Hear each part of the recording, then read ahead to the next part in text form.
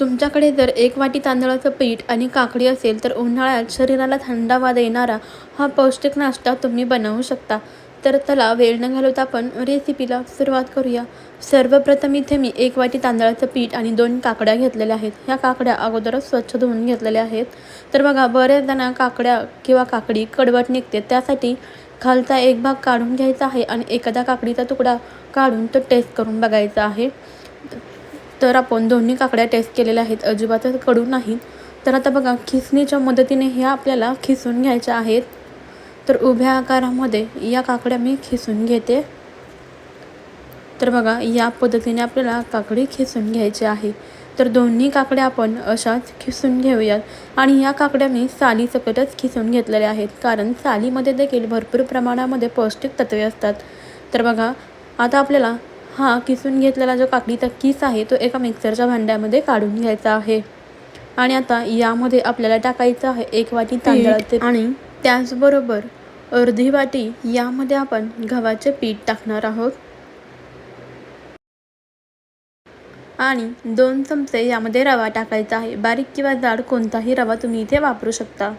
आता आपण यामध्ये 3 ते 4 चमचे पाणी घालूयात, कारण काकडीमध्ये ऑलरेडी भरपूर प्रमाणामध्ये मॉइश्चर असतं, त्यामुळे फक्त 4 चमचे पाणी घातलेलं आहे.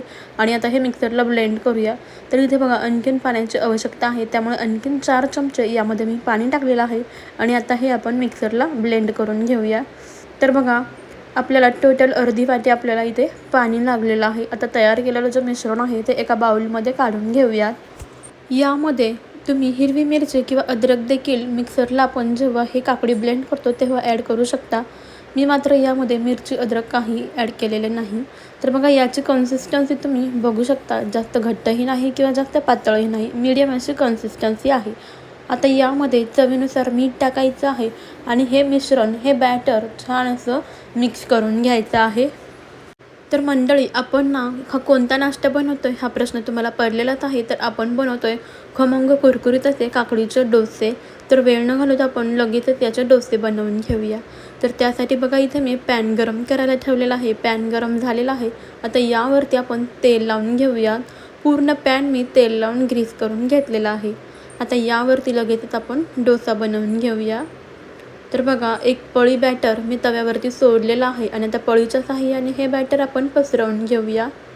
तर बघा या आकाराचा मी डोसा बनवून घेत आहे. तुम्ही तुमच्या आवडीनुसार लहान मोठ्या आकाराचे डोसे बनवून घेऊ शकता. तर इथे ना गॅसची फ्लेम मी हाय ठेवलेली आहे. तर बघा वरची बाजू छान अशी कोरडी झालेली आहे. लगेचच आपण वरच्या बाजूला थोडंसं तेल लावून घ्यायचं आहे.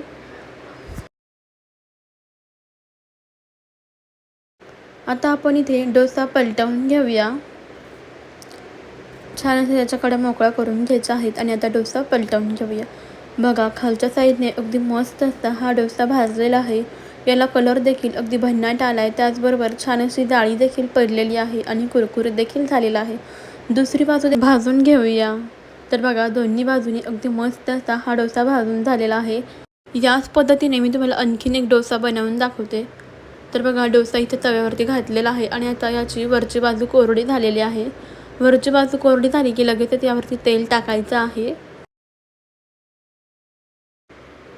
आणि आता बघा हा डोसा खालच्या साईडने मस्त ब्राऊनसर कलर आलेला आहे, म्हणजेच खालच्या साईडने भाजला गेलेला आहे.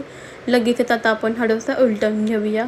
बघू शकता किती जाळीदार असा हा डोसा झालेला आहे. अगदी कुरकुरीत असा झालेला आहे. दोन्ही बाजूने आपण भाजून घेऊया. तर यामध्ये आपण अजिबातच सोडा किंवा इनो काहीही वापरलेलं नाही. अगदी झटपट असा हा हिरवागार काकडीचा डोसा तयार होतो. तर पहा मस्त असे आपले हिरवेगार काकडीचे डोसे तयार झालेले आहेत. बघू शकता किती जाळीदार असे झालेले आहेत. त्याचबरोबर अगदी क्रिस्पी कुरकुरीतही झालेले आहेत. तर हे जे डोसे आहेत ते तुम्ही दहीसोबत सर्व करू शकता किंवा कोणत्याही आवडत्या चटणीसोबत सर्व करू शकता. उन्हाळ्यामध्ये दही हे जास्त प्रमाणामध्ये खाल्लं पाहिजे, त्यामुळे शरीराला थंडावा आपल्याला मिळतोच. त्याचबरोबर काकडीमध्ये देखील भरपूर प्रमाणामध्ये पाणी असतं, ज्यामुळे देखील आपल्याला थंडावा मिळतो. तर बघा उन्हाळ्यामध्ये आपल्याला अजिबातच मसालेदार तेलकट पदार्थ अजिबातच खाऊ वाटत नाहीत. त्यामुळे हा पौष्टिक असा झटपट होणारा नाश्ता तुम्ही नक्कीच बनवून बघा. नक्कीच घरातल्या सर्वांना आवडेल. तर ते चवीला तर अगदी भन्नाट लागतात हे डोसे. तर मंडळी, तुम्हाला आपली ही आजची रेसिपी कशी वाटली ते मला कमेंटमध्ये सांगायला अजिबातच विसरू नका. सोबतच तुम्ही जर आपल्या चॅनेलवर नवीन असाल तर चॅनेलला नक्की सबस्क्राईब करा.